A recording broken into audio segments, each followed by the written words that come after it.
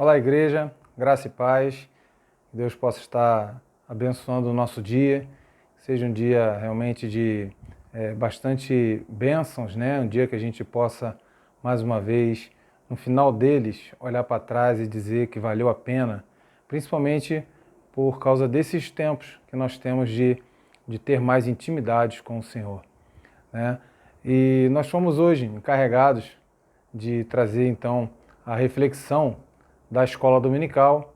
Quero já de antemão agradecer a confiança e o convite do nosso irmão Alex Moreira, né, que tão gentilmente nos convidou. E muito obrigado. É um prazer muito grande estar servindo a Deus junto com a minha amada igreja e trazendo então essa reflexão na data de hoje. Nós estamos estudando o livro Conhecendo Deus e Fazendo a Sua Vontade. Estamos na unidade 3 e hoje nós vamos falar do dia 3, né? Então, o terceiro tópico desse livro, que a gente então ficou encarregado de trazer essa breve reflexão. Eu quero começar essa reflexão, essa aula de hoje, compartilhando com os irmãos um texto que se encontra na Palavra de Deus, no Salmo 86, tá? Salmo 86, no verso 10, verso 11, tá? 86, Salmos 86, versos 10 e 11. Diz assim na minha versão: Pois tu és grande e operas maravilhas, só tu és Deus. Ensina-me, Senhor, o teu caminho e andarei na tua verdade. Dispõe-me o coração para só temer o teu nome. Glória a Deus. O subtítulo de hoje é Caminhando com Deus, né? E nada melhor do que nós aprendermos então com a oração de Davi, que pede a Deus: ensina-me os teus caminhos. Vamos orar, vamos falar com Deus. Pai querido, Deus amado, obrigado pela tua palavra. Te peço, Senhor, que tu nos ilumine e traga, Senhor Deus, ao nosso coração palavras que vão edificar a tua igreja, Senhor. Que eu seja tão somente um instrumento nas tuas mãos. Nos abençoe nesta lição, que o teu Espírito possa nos dar entendimento e ensina-nos, ó Deus, os teus caminhos, para andarmos segundo a tua vontade. Em nome de Jesus, é o que eu oro a ti agradecido. Amém. Amém. Bom, meus irmãos, esse tema, né, subtítulo do terceiro dia, Caminhando com Deus, ele nos faz uma proposta que é bem interessante. A revista, então, ela nos propõe fazer uma comparação do nosso caminhar com Deus a um namoro, né? E eu vou para a Bíblia e eu me lembro, né? A gente lembra de passagens na Bíblia onde o Senhor Jesus é comparado com um noivo, né? E a igreja a sua noiva. E eu pego então carona nesse pensamento e eu faço então esse mesmo paralelo, que o nosso caminhar com Deus nesta vida é como se fosse de fato um namoro, né? E esse namoro, ele, como logicamente tendo base um namoro cristão, ele é visando ou contemplando coisas maiores para frente, né, no futuro, que é um noivado, que é um casamento, né? Um namoro cristão, ele visa algo concreto em Deus, que é o noivado e o casamento. E segundo a proposta da revista, ela nos leva a fazer a seguinte suposição. Imagina então que você conhece uma pessoa, se apaixona, né, e começa então a namorar essa pessoa. A pergunta que eles nos fazem: por que você gostaria de aumentar o seu convívio com essa pessoa, de estar todo dia com essa pessoa? Porque você gostaria de descobrir os gostos dessa pessoa? Porque você gostaria de saber mais sobre a família dela? Porque você gostaria de saber mais sobre os seus conhecimentos e a sua formação acadêmica? Ou porque você ama esta pessoa e gosta de estar com ela? Olha, eu vou mais além e eu te faço uma outra pergunta. Como você se comporta durante este namoro, né? Como é que você se comporta durante este namoro? A grande verdade, meus irmãos, é que a resposta, logicamente, a gente vai optar pela última, né? Pela última opção, que a gente ama e quer estar perto, né? E por que então que a gente quer estar junto, né? Por que que a gente busca estar cada vez mais estreitando os laços com a pessoa com quem a gente namora? Né? Sem dúvida alguma, por causa do amor, né? Para que a gente possa fazer com que esse amor ele cresça, com que esse amor ele ganhe mais força, cada vez mais fique alicerçado, né? Fique firme. E com certeza a gente quer estar junto, né? E aí vai muito do nosso comportamento durante um namoro cristão, e a gente quer estar junto para poder conversar, para poder então fazer com que esse relacionamento cresça e, logicamente, como eu já falei anteriormente, para que vire então um noivado. Agora, é muito importante a gente se lembrar que uma relação de amor, tá? Um relacionamento onde envolva amor, ele é um relacionamento de troca, não é verdade? Não existe um namoro bom, um namoro com perspectivas de crescimento, de relacionamento, onde só o noivo ame, perdão, o namorado ame a sua namorada, ou que somente a namorada ame o seu namorado. Não. O namoro, para ele ser um namoro saudável, para ele ser um namoro com perspectivas de futuro, com perspectivas de crescimento, ele tem que ser um relacionamento de mão dupla, né? De troca. Então, o relacionamento de amor, ele é um relacionamento de trocas, né? Um relacionamento onde prevalece somente a vontade de um dos namorados, ou dele ou dela, é um relacionamento doentio, é um relacionamento sádico, é um relacionamento que tende ao fracasso, né? A gente não consegue ver com boas perspectivas esse namoro, esse relacionamento progredindo, né, indo para frente. A gente não consegue vislumbrar coisas maiores diante de um relacionamento onde somente uma das pessoas quer impor a sua vontade. Então, como é que a gente então tem que fazer, como é que a gente faz para que a nossa vontade, os nossos desejos, eles sejam conhecidos diante de Deus, né? Estou pegando carona na comparação que a revista nos propõe, e como se nós fôssemos uma parte, né, um lado, e Deus fosse o outro lado, como se fôssemos um casal. Deus tem as vontades dele e nós, como seres humanos, nós temos as nossas vontades. Então, como colocar essa vontade diante de Deus? Expor, então, a sua vontade. Bom, para fazer saber a Deus as nossas vontades é simplesmente através da oração, né? Em Filipenses 4:6 está escrito assim: não estejais inquietos por coisa alguma, antes as vossas petições, ou seja, antes os seus pedidos, sejam em tudo. Veja bem, não é em parte ou um pouco, mais ou menos. Não, a Bíblia nos fala: antes as vossas petições sejam em tudo conhecidas diante de Deus, pelas orações e pelas súplicas com ações de graça. É bem verdade que Deus é soberano. Deus tem a vontade dele para nós. Mas eu não consigo imaginar um Deus que criou o homem e faz desse homem um boneco em suas mãos. Eu creio num Deus de relacionamento, e o relacionamento saudável, ao meu modo de ver, ele é composto por duas pessoas que exprimem e respeitam as suas vontades. É lógico que a vontade de Deus ela é soberana. É lógico que a vontade de Deus é o melhor para nós. Mas o próprio Senhor Jesus, ele disse uma das vezes que ele estava falando com seus discípulos: Bate e a porta vos abrirá. Pedi e ser-vos-á dado.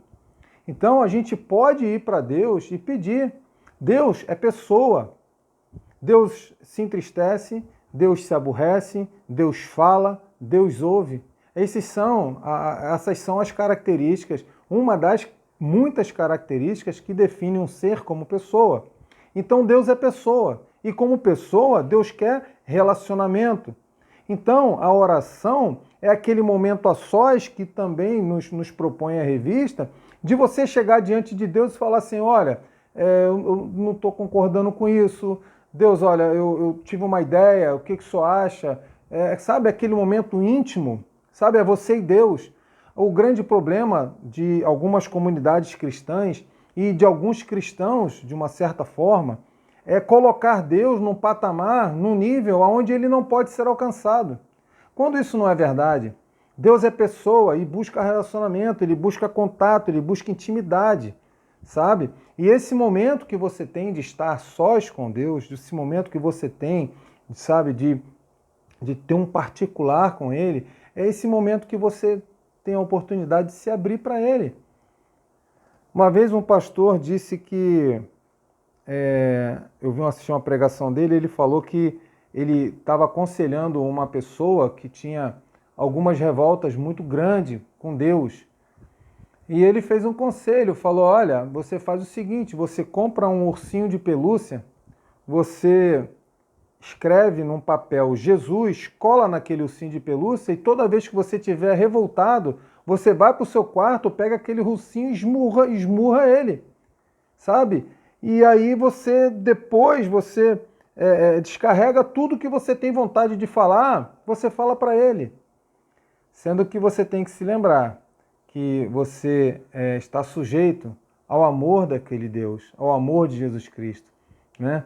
E não passar do ponto, porque apenas um sopro desse Deus, você não vai ter nem tempo de comprar o urso. Mas o que eu quero enfatizar é que Jesus Cristo, através das promessas que estão na sua palavra, nos dá ouvido. Ele ouve as nossas orações, ele quer se relacionar com a gente sabendo o que a gente deseja. Sabe, esse versículo, ele é muito claro quando Paulo escreve, olha, todas as vossas petições, todas as vossas súplicas sejam colocadas em tudo, ou seja, todas elas colocadas diante de Deus através da oração. Diante da análise desse versículo, eu vejo aqui então, para fechar essa questão, dois aspectos muito importantes. Primeiro, eu já falei, nós não somos marionetes na mão de Deus. E o segundo aspecto, não menos importante, nossas vontades, elas sim importam para Deus, né? Mas como a gente então deve orar? Como a gente deve fazer então para ter essa oração ouvida, essa oração chegue até aos ouvidos de Deus? Algumas comunidades ditas cristãs têm desenvolvido uma maneira de orar muito perigosa.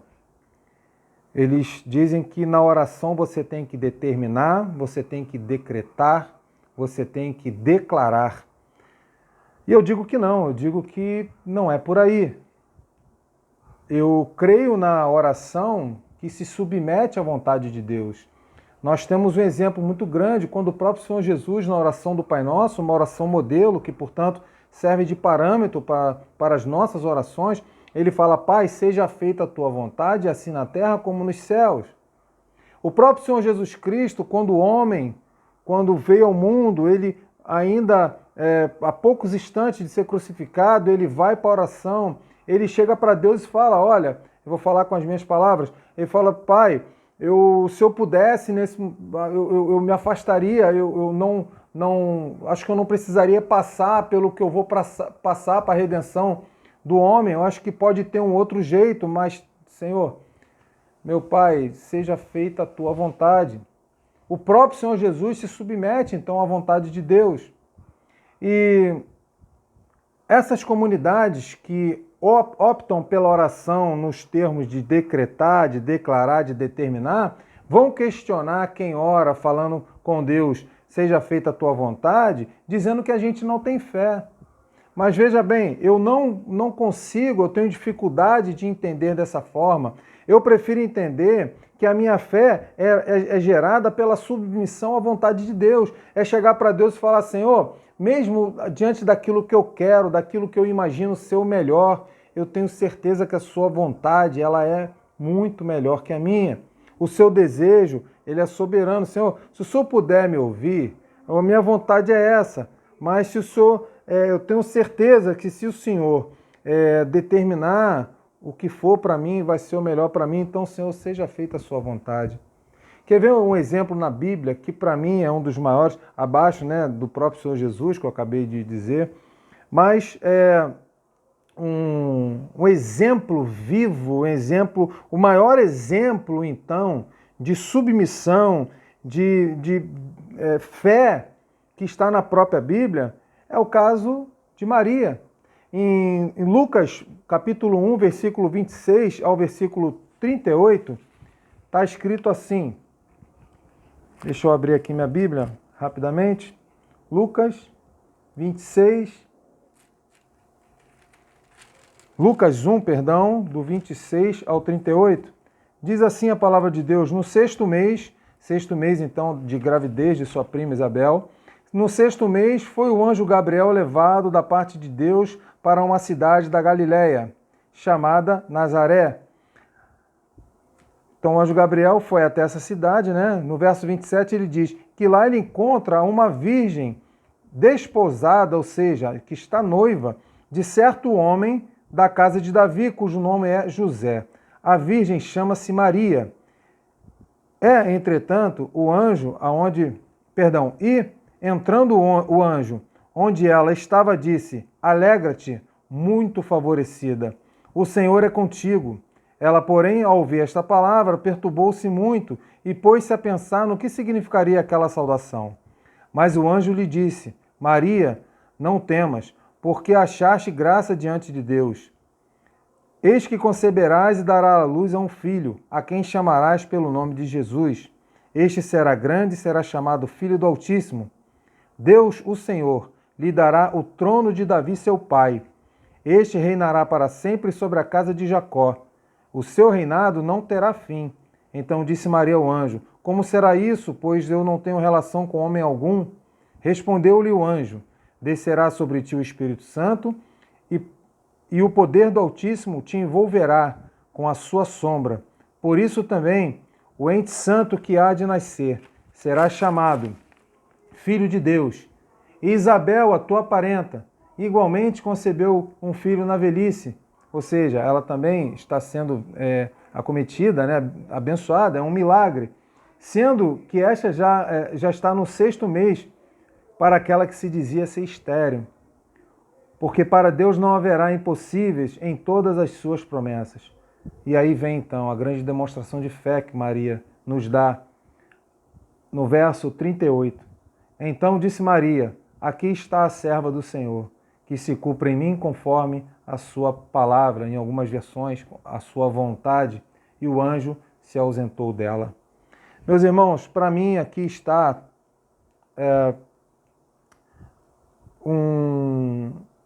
a formação de um conceito sobre relacionamento com Deus.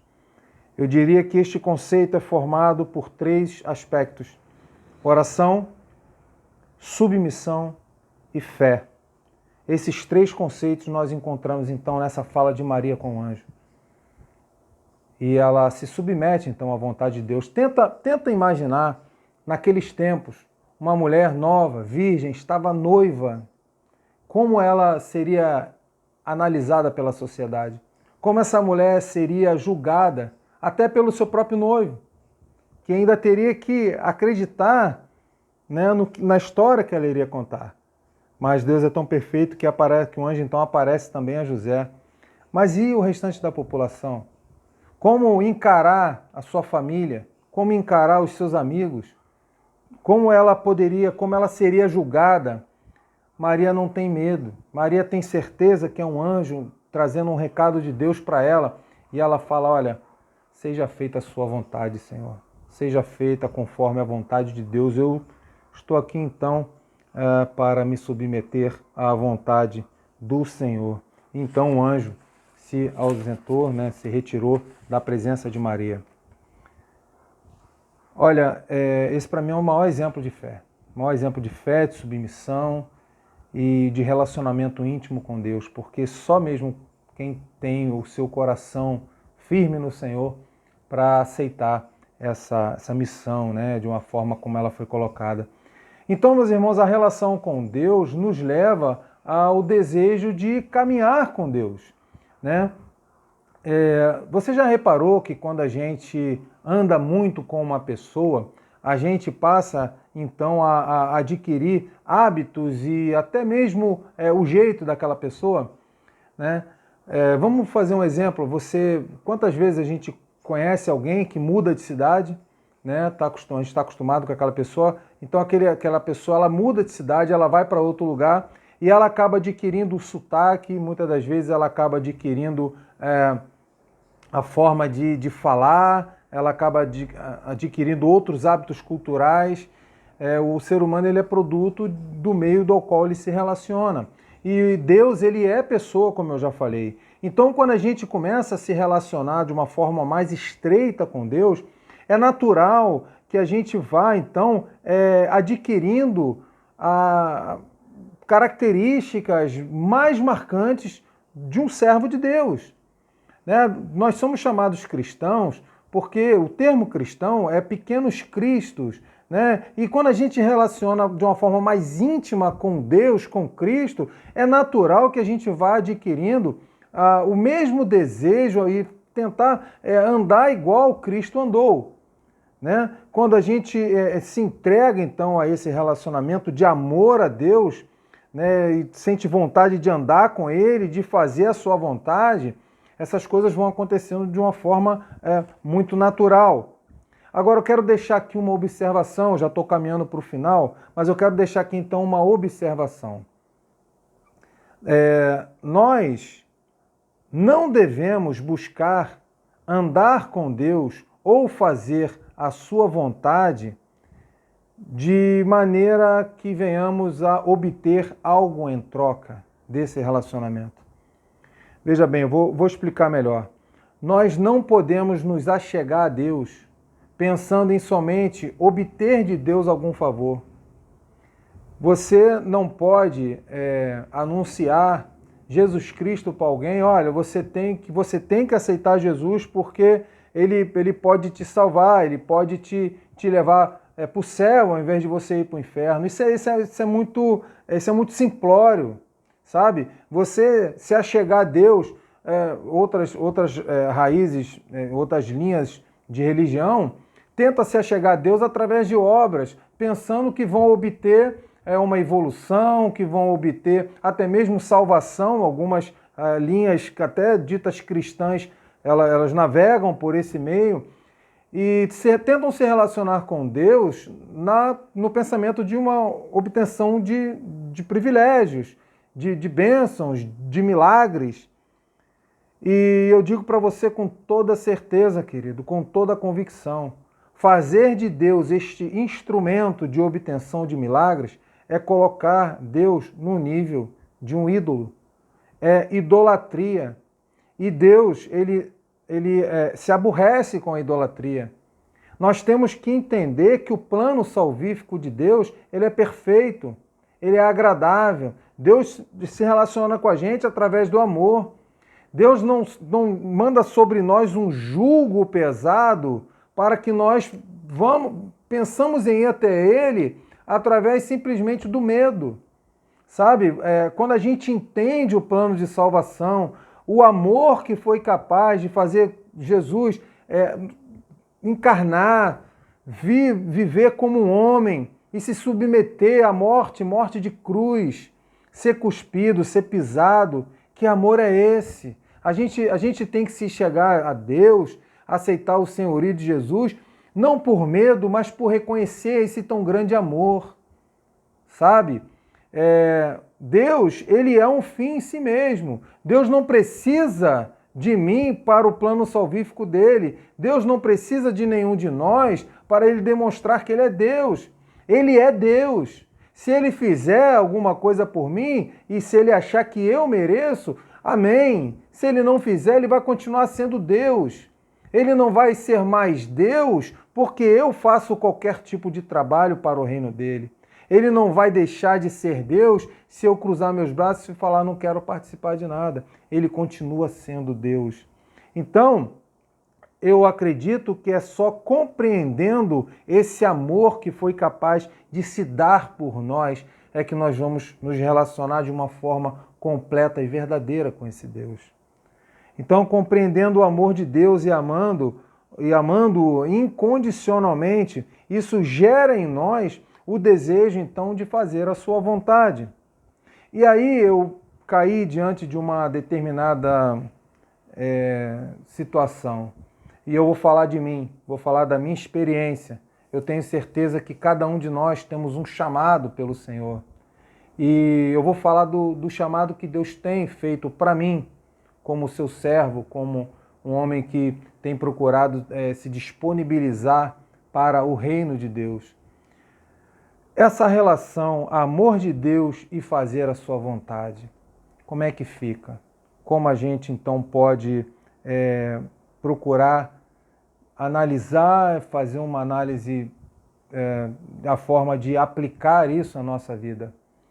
Eu me lembro, toda vez que eu analiso esses temas, né, amor de Deus e vontade de Deus, eu lembro do capítulo 21 de João. Se você estiver com a sua Bíblia, abre, por favor, capítulo 21. João é o quarto evangelho da Bíblia, capítulo 21. Vamos lá no verso número 15. João capítulo 21 é o último capítulo do evangelho de João. João 21, verso 15. Está escrito. Espero que você já tenha achado. João, capítulo 21, é o último evangelho. João 21, verso 15. Está escrito assim: depois de terem comido, os discípulos, né? Depois de terem comido, depois de terem comido, perguntou Jesus a Simão Pedro: Simão, filho de João, amas-me mais do que estes outros? Ou seja, João, ou Pedro, você me ama mais do que esses outros me amam? E aí ele respondeu: sim, Senhor, tu sabes que eu te amo. Então Jesus virou para ele e falou: você me ama? Então apacenta as minhas ovelhas. Verso 16, tornou então Jesus perguntar pela segunda vez: Simão, filho de João, tu me amas? E ele então respondeu: sim, Senhor, tu sabes que eu te amo. Então disse Jesus: pastorei as minhas ovelhas, ou em algumas versões, apacente as minhas ovelhas. Pela terceira vez Jesus lhe perguntou: Simão, filho de João, tu me amas? Pedro entristeceu-se por ele lhe ter dito pela terceira vez: tu me amas? E então respondeu o Senhor, ao Senhor, né? Pedro responde para o Senhor: tu sabes todas as coisas, Senhor. Tu sabes que eu te amo. Então Jesus lhe disse: apacenta as minhas ovelhas. Então esse aí é o verso 18. Em verdade te digo que quando eras moço, tu te cingias a ti mesmo e andava por onde querias. Quando, porém, fores velho, estenderás suas mãos e outro te cingirá e te levará para onde tu não queres. Meus irmãos, uma das curiosidades que me chamou a atenção esse texto foi por que então Jesus teria 3 vezes perguntado para Pedro. Alguns comentaristas vão dizer que Jesus estava dando a Pedro uma oportunidade de se redimir. Vocês lembram que poucos momentos depois da ceia, alguns momentos antes da crucificação, numa das conversas que Jesus teve com Pedro, Jesus falou para ele: antes que o galo cante, você me negará 3 vezes? Pois é. Agora então Jesus está dando a ele uma oportunidade de 3 vezes reafirmar o seu amor por ele. E na terceira vez, Pedro, segundo esses comentaristas, teria então se lembrado desse fato e por isso ele se entristeceu. E aí Jesus é bem claro para ele, pela terceira vez, apacente as minhas ovelhas. Esse verbo apacentar, no hebraico, ele significa apacentar, orientar as ovelhas a caminho do pasto. No grego, o mesmo verbo, traduzido para apacentar, ele tem um significado um pouquinho mais abrangente.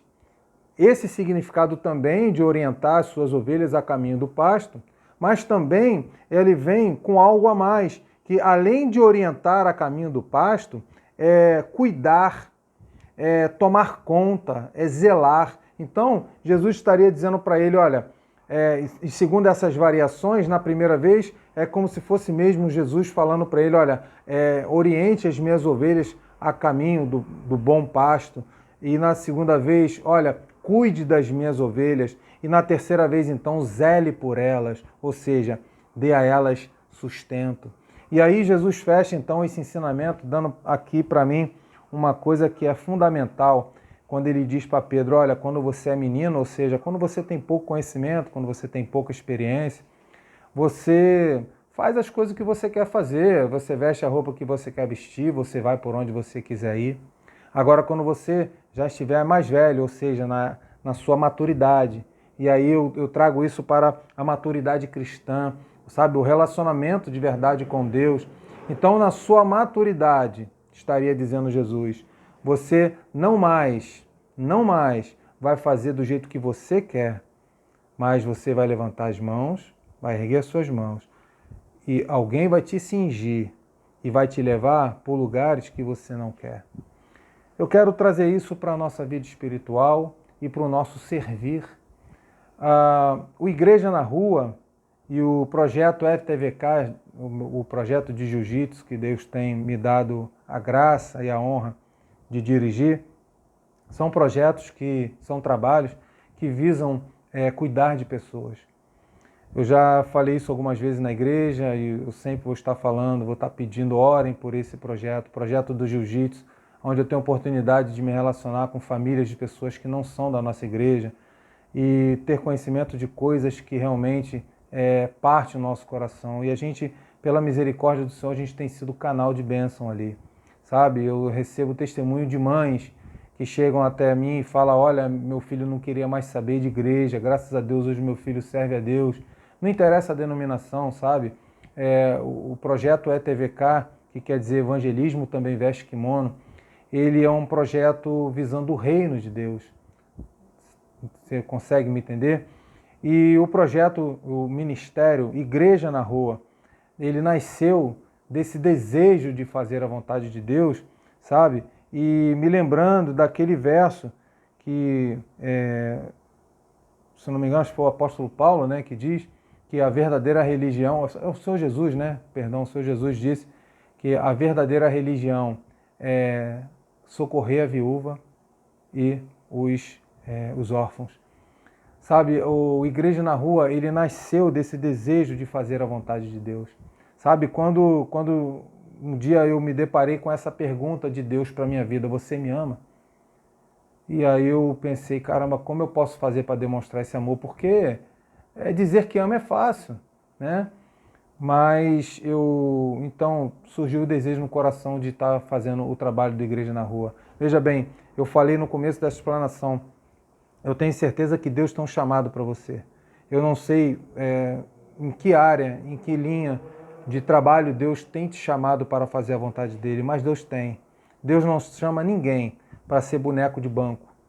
Não. Cada um que tem um chamado diante de Deus, cada um que é chamado para andar com Deus, ele tem um chamado também para servir. E aí você pode chegar para Deus naqueles momentos íntimos que eu te falei e colocar diante do Senhor qual é o meu chamado. Deus, o que o Senhor quer que eu faça? Pai, eu quero te servir, eu tenho desejo de te servir. Sabe, meus irmãos? E aí você pode servir a Deus na oração, você pode servir a Deus na ação social, você pode servir a Deus através de ensinamento da palavra, de pregação, do louvor, da adoração, de visitação, enfim, muitas são as formas de você demonstrar esse amor a Deus. Aí alguém vai falar, mas meu irmão Casolari, mas isso não é obra? Sim, é obra, mas não é uma obra visando uma barganha com Deus.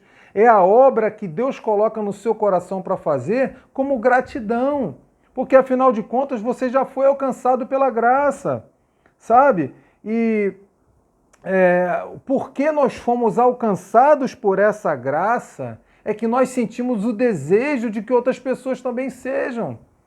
Seja ela através de uma distribuição de cesta básica, seja ela indo para a rua evangelizar um morador de rua, seja ela conversando com o seu vizinho do seu lado, dando uma palavra a alguém nesse bom dia que você dá na padaria. Eu não sei como Deus tem te chamado para fazer a vontade dele, sabe? Mas se você caminha com Deus, esse é o tema da nossa lição, se você caminha com Deus, Ele vai te dar estratégia.